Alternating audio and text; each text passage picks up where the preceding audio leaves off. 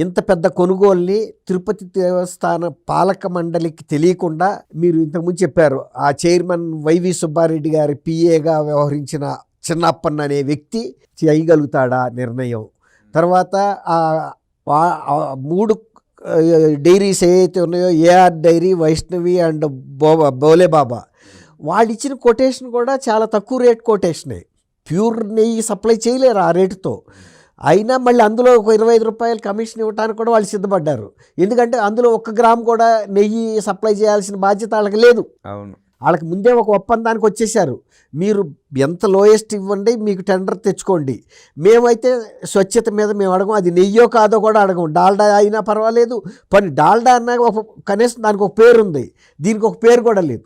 ఏదో సప్లై చేశారు, వీళ్ళు నెయ్యి అన్నారు, వాడారు, జనం అందరూ తిన్నారు, అనారోగ్యాలు కూడా జరిగి ఉండొచ్చు. తర్వాత దాన్ని అపచారం అనేది అయితే చాలా ఘోరమైన అపచారం.